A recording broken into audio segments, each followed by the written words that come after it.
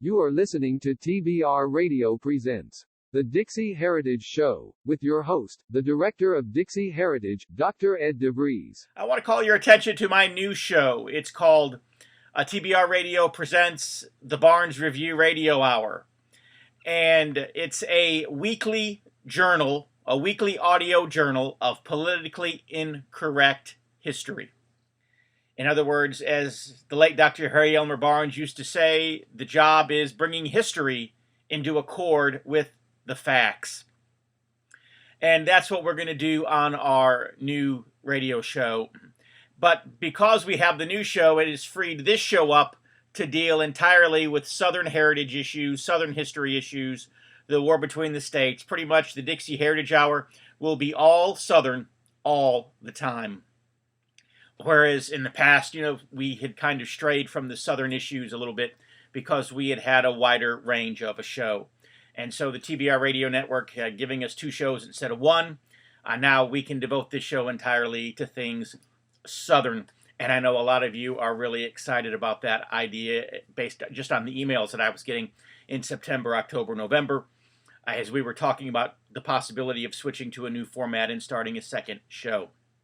Go to www.barnesreview.org, www.barnesreview.org.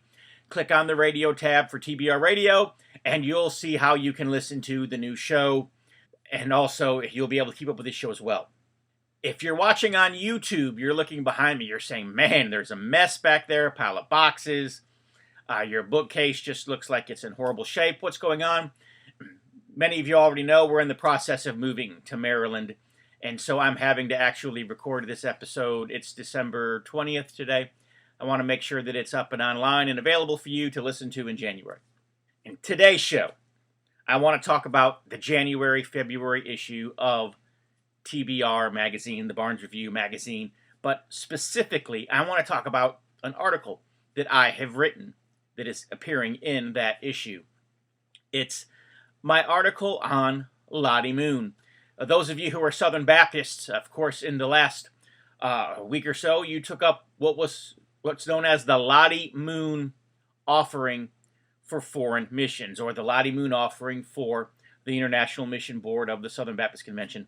The name of it has changed slightly over the years, but for decades, Southern Baptists have taken up this big offering every Christmas. It's the Lottie Moon Christmas offering, and it goes to foreign missions. In fact, 54% of the money that Southern Baptists raise for missions comes from this one offering, from the Lottie Moon offering. So this offering is crucial, which is why I want to talk about this. It's why I wrote the article that I did for the issue. And it's why I'm writing a book right now on Lottie Moon. And I want you to know just right off the bat, if you're supporting the Lottie Moon Christmas offering, I am not doing this broadcast to discourage you from doing so. I want to encourage you, if you normally give to the Lottie Moon offering, continue to do so as you feel led to do. This is in no way intended to be an interview that disparages Lottie Moon or the offering that bears her name.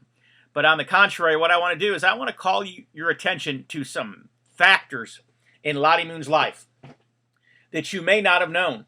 Things about her that the Southern Baptist leadership is probably not telling you. And things that I think make Lottie Moon a really awesome woman. And I think these are the reasons why God used her so mightily as a missionary there on the Chinese field for the decades that he did. Of course, there are other people who are going to hear this and they're going to say, well, wow, hey, that the fact that, I'll just, spoiler alert, Lottie Moon was a Confederate spy. They're just going to think that was a horrible thing. The Southern Baptist Convention has been on an all-out warfare against everything Southern. Publicly, they've been waging this war since 2015. In 2015, the Southern Baptist Convention passed a resolution condemning the Confederate battle flag, and since then it's just been one thing after another, after another, after another. And the Southern Baptist Convention has literally declared war against itself and against all things Southern. You say, well, how has it declared war against itself? Because all of the charter members, if you will, of the Southern Baptist Convention, all of the people who signed the convention's charter were either Confederate soldiers or they were somehow or another employed by the Confederate government, or in the few cases they were too old to be either, but they were Confederate sympathizers and people who were civilians who were very high profiled within the Confederacy. And so to the person, everyone who was a charter member of the Southern Baptist Convention was a Confederate. And so by declaring war against all things Confederate, the Southern Baptist Convention has essentially declared that they declared war against itself. For example, the founder of Southern Seminary, John Broadus, was a Confederate officer. John Broadus, maybe you remember, he wrote the book The Preacher and His Preaching, a great classic textbook. But anyways, everything bearing the Broadus name has to be purged now because he was one of those evil Confederates. Another Southern Baptist of note was the Southern Baptist officer in the Confederacy who also founded Coca-Cola. Yet I find it interesting that they're not banning Coca-Cola. You say, well, why aren't they banning Coca-Cola? The Coca-Cola Corporation gives millions of dollars. Lottie Moon was a Confederate spy. You say, well, why haven't they attacked Lottie Moon and her legacy and her history? Well, again, the Southern Baptist Convention raises 54% of its missionary monies from an offering that bears her name, the consequences of doing so just being too severe.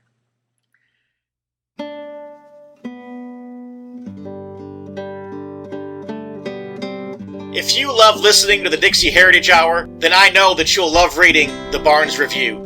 The Barnes Review is one of my favorite magazines. I began reading the Barnes Review long before they became a sponsor here on the program. In the Barnes Review, you will read vignettes of man, from the prehistoric to the very recent, from forgotten races and civilizations to first-person accounts of World War II and the late Cold War. There's just not a more interesting magazine published today, nor a more significant and important subject than real history. So if you'll visit www.barnesreview.org, that's www.barnesreview.org, you can find out how you too can become a subscriber to the Barnes Review. You can subscribe to receive the Barnes Review by mail, or you can subscribe to receive the Barnes Review electronically in PDF editions. Or you can subscribe to receive both. That's what I do. So visit www.barnesreview.org and subscribe to the Barnes Review.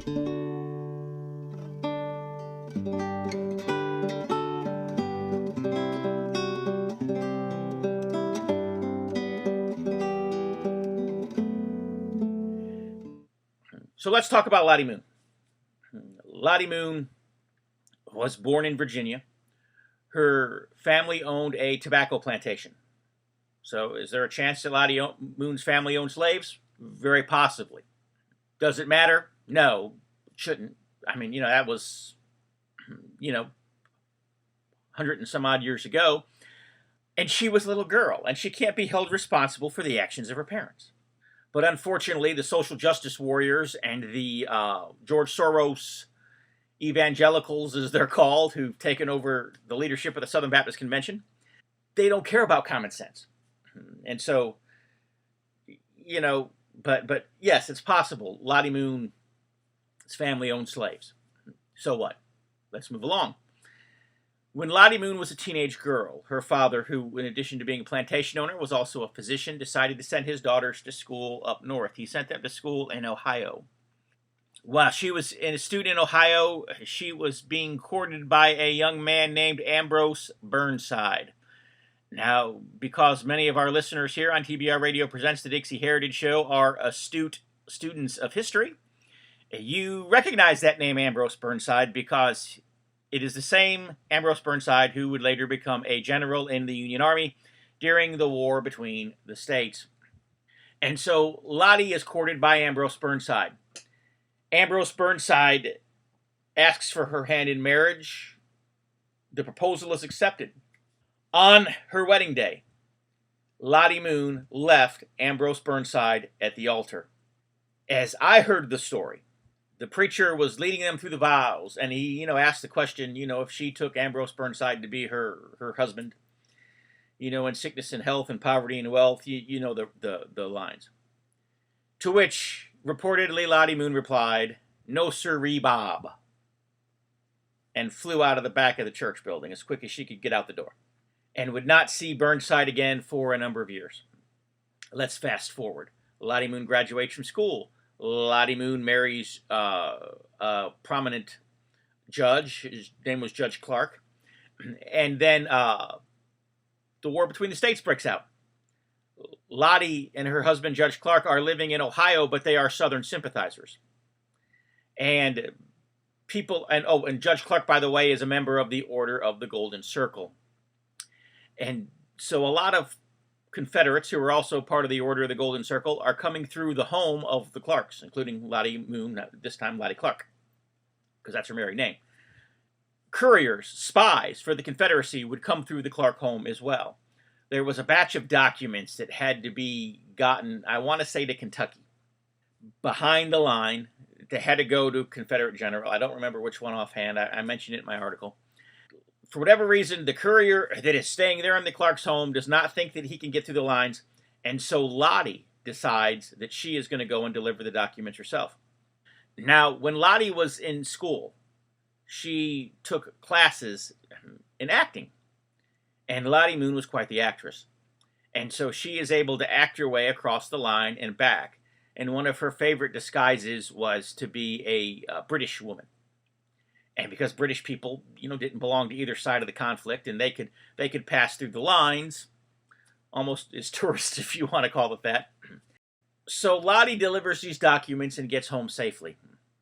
The Confederacy is so enamored with the fact that she did such a good job on this spy mission that they contract her again and again and again and again. And so Lottie Moon becomes a regular Confederate spy.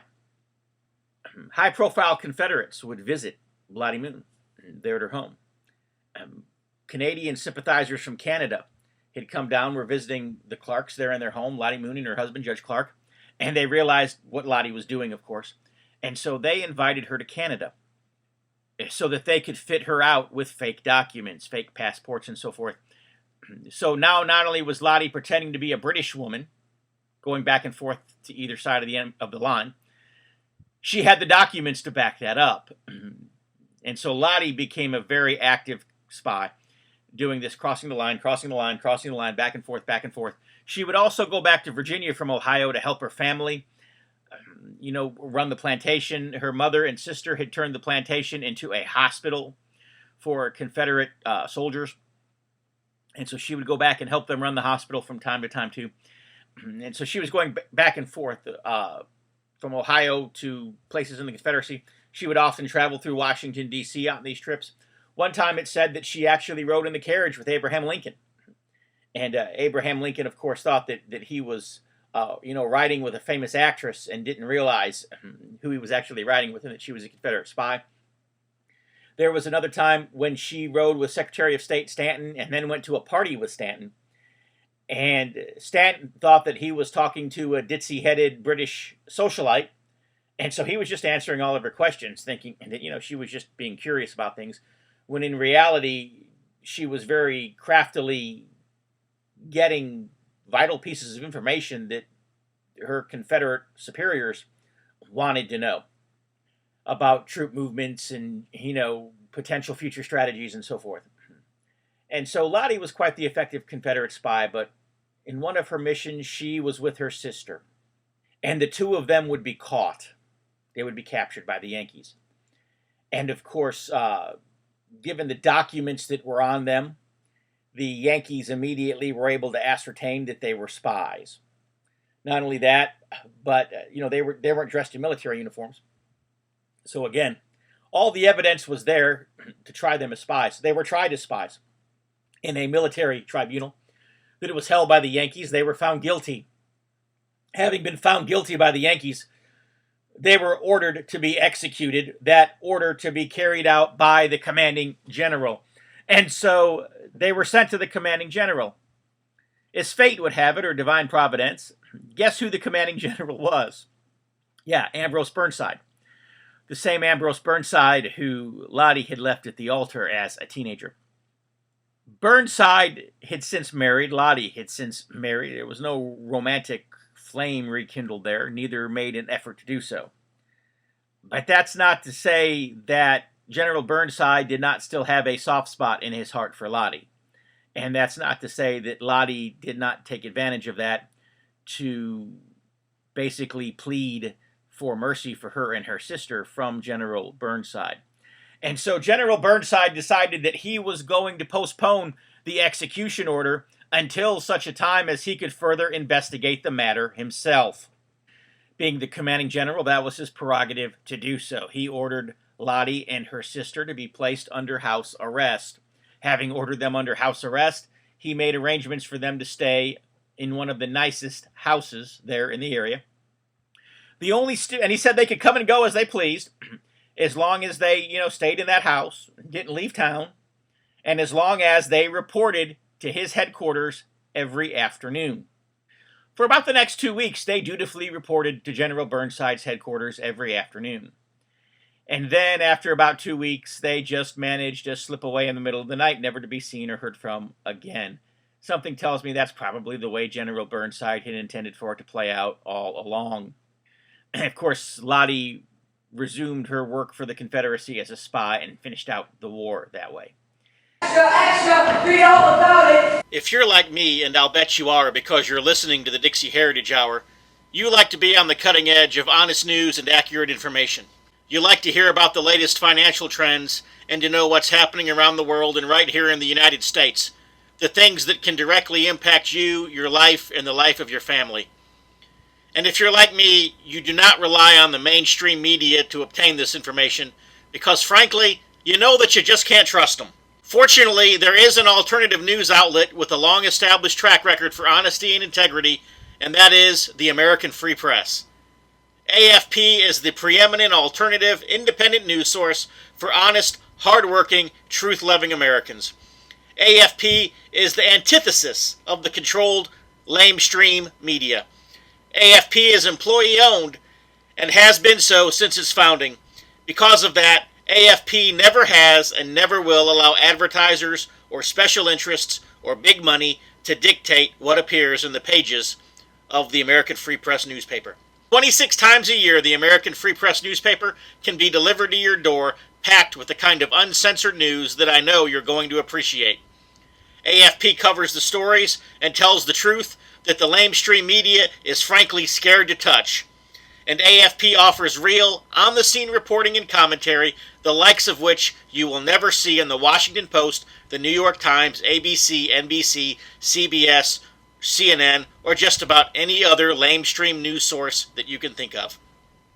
That's right, there's only one national populist news weekly staffed by an unsurpassed team of veteran investigative journalists who will dare to rip the veil off of many of the major news stories that are being censored and suppressed by the big money controlled media monopoly. And that's the American Free Press. AFP publishes exciting, in-depth, uncensored news and information that's grassroots and patriotic, information that Americans need to know in order to combat the growing police state. AFP stands firmly against the New World Order and against those who are working to establish a global plantation under the rule of a powerful few. In short, AFP is your voice. If you have any doubt why they want to silence AFP, you must be relying on the lamestream media for your news, and folks, that's a big mistake. If you're ever dissatisfied with your subscription to the American Free Press, their guarantee is that you just drop them an email and they will gladly refund the unused portion of your subscription. So what are you waiting for? Visit www.americanfreepress.net. Once again, www.americanfreepress.net. And find out about the American Free Press. Do it today. Extra, extra, read all about it. There was even a rumor at one time that Lottie was engaged to up to like 16 or 18 Confederate soldiers there at her mother and sister's Confederate hospital on the old tobacco plantation. That she was engaged to all of these Confederate soldiers at the same time. You say, well, why was she engaged to so many Confederate soldiers at the same time? Well, they were dying. These were men who were dying of mortal wounds. They would be alive for hours or at the most days or maybe a couple of weeks. They were doing everything they could to help keep these men comfortable while they were dying, but they were dying men. And Lottie believed that the idea of being engaged to her would be of some comfort to these men so that they could die more peaceably. And so she consented to be engaged to them just so that they could die peaceably. Lottie was quite the character. But then the war was over, and the South lost, and Reconstruction came in. And Lottie Moon did not want to be living in the Reconstructed South. She just hated it. She tried. In Kentucky and in Georgia, she started schools for girls. She tried really hard. Her sister, with whom she had been caught as a Confederate spy, was her younger sister, would later become a Hollywood actress. In fact, one of the early productions of Robin Hood, this is in the silent film era, of course, she was the lead of Maid Marian. Lottie had another sister, an even younger sister, who, after the war, went to China as a Southern Baptist missionary. And so Lottie just could not adjust to life in the Reconstructed South. She was a Southerner, and she did not want to live in this Yankee-occupied land. And so if she could not be a free Southern woman in a free Southern land, she decided that she was just going to go somewhere else. And so Lottie made the arrangements to join the Southern Baptist Mission Board and to join her sister as a school teacher in China. And so Lottie Moon goes to China, and she becomes a school teacher there, and then she would eventually go off and start her own schools, and she would open up preaching posts. And it wasn't that she was there as a preacher. She realized that that was a job for a man. But yet she would open up the posts so that when men came in as missionaries, they would already have places to preach. And they were already established by Lottie. And so it really made the church planting efforts of the men who were coming in as missionaries much easier, thanks to the work that she was doing. And the reason she got into that work was because she had the burden. She saw millions and millions of Chinese that were lost, and they needed to hear the gospel. And she wanted to do everything that she could to bring the gospel to them. And so Lottie Moon was a great missionary, a great, great missionary. Maybe one of the greatest missionaries that has ever been in the history of Southern Baptist Convention missionaries. And she did a great work in China, and she revolutionized that place. She endured a lot of hardship in China. There were 3 major wars that were fought in China while she was there as a missionary. And all 3 of those wars were just as severe as the war between the states, or the United States Civil War, or the War for Southern Independence, or Mr. Lincoln's War of Aggression against the South, or whatever you choose to call it. All of the hardship that Lottie endured during the war between the states in her own country, she had to endure it again and again and again, 3 times in China. I think one of the reasons she was so successful in China, every time one of these wars would break out, all of the missionaries in China would come home. But yet Lottie Moon would stay. The mission board would beg Lottie to come home. All the other missionaries were coming home. Lottie, come home with them. She would not. She would stay in China. When Lottie Moon finally got on the ship to come back to the United States at the end of her life, I want to say, if my memory serves, she weighed just a little over like 50 pounds. She had emaciated down to nothing. And she was kind of forcibly put on a boat back to the United States. And she would and it was at Christmas time, and the boat had stopped off. I want to say it was Christmas Eve in Japan to take on supplies. And Lottie Moon went to be with her Savior at that time. So she never actually made it home. But the reason that Lottie was able to stay on that hard field and endure the deprivation that she endured, and suffer the things that she suffered, and succeed in the ways that she succeeded, was because she had been a Confederate spy. It's just that plain and that simple. The things that God had to put in her life so that she could be successful on that hard mission field, God put them in place and put them in her life because she was a Confederate spy. So I'm just going to say it, had Lottie Moon not been a Confederate spy, had she not endured the hardships of having been imprisoned by the Yankees, and the hardship of having, just the deprivations of war, And, all the months that she spent nursemaiding soldiers in that soldiers' hospital, and just all of the things that happened to her during that war between the states and the Confederacy. Without that, Lottie Moon would not have been the great missionary that she was. And so rather than condemning the Confederates and the Confederacy, and even some in Southern Baptist ranks who would even maybe condemn Lottie Moon because she had been a Confederate spy, and maybe you need to acknowledge that that was the crucible that God used to mold Lottie Moon and the other founders of the Southern Baptist Convention, men like John Brodus, for example, into the servants that God needed them to be. And the reason the Southern Baptist Convention is what it is today, the reason Southern Baptist missions became so strong, was because of people like Lottie Moon. I mean, the reason that the offering bears her name today is the way Southern Baptists do missions today is pretty much based on a lot of things that Lottie did, because Lottie was like a paradigm changer. She was like a catalyst. And so when she came in there, she started doing things differently from the way that everybody else had always done them. And she brought about a lot of good changes that have made the Southern Baptist mission work strong. When the mission works of other denominations were falling apart, the Southern Baptist mission work was strengthening and strengthening. And a lot of that's because of Lottie Moon. And so, again, God used the Confederacy in the lives of his people, who would later become the founders of Southern Baptist institutions and the early missionaries. And it was the very Confederate experience that made them the people that they were, the people that God used. And so rather than condemning them and condemning the Confederacy, we should thank God for the Confederacy and for the fact that God used it in the lives of people like Lottie Moon.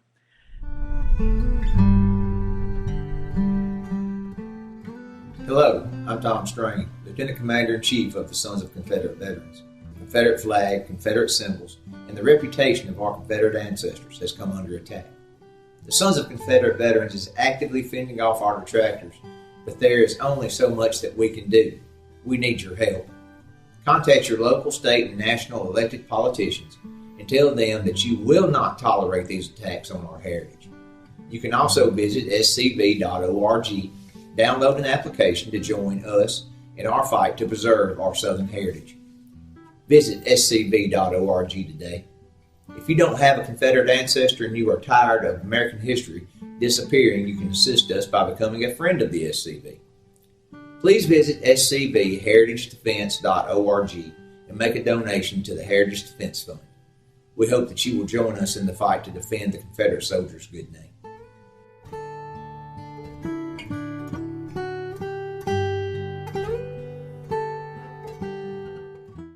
Like I said, Lottie Moon was a great, great, great Christian woman. She was a great missionary. But, no one wants to tell the story about Lottie Moon, Confederate spy, because in the rush to do away with all things Confederate, the story is being denied. In fact, some of the historians in the convention have even gone so far as to plant stories on the internet, plant websites on the internet. They're trying to claim that there were two Lottie Moons. Why? Because they can't deny that there was Lottie Moon, Confederate spy. So let's just say, well, she wasn't the same Lottie Moon as the missionary. Of course she was. Just Southern Baptists need to own their history. And they need to stop apologizing for their history. Anyways, we are just about out of time for this week's TBR Radio Presents the DIXIE Heritage Show. And I encourage you to go to barnesreview.org, find out how you can subscribe to the Barnes Review. And when you do, you'll, of course, get that January-February issue of TBR Magazine mailed to you, and it will have my article on Lottie Moon. And I hope that you'll go to YouTube and type in Southern Baptists for Southern Heritage, Lottie Moon, and you'll see a video that I did, back, I want to say in 2015 or 16, way back then, a few years ago now, on Lottie Moon, Confederate spy.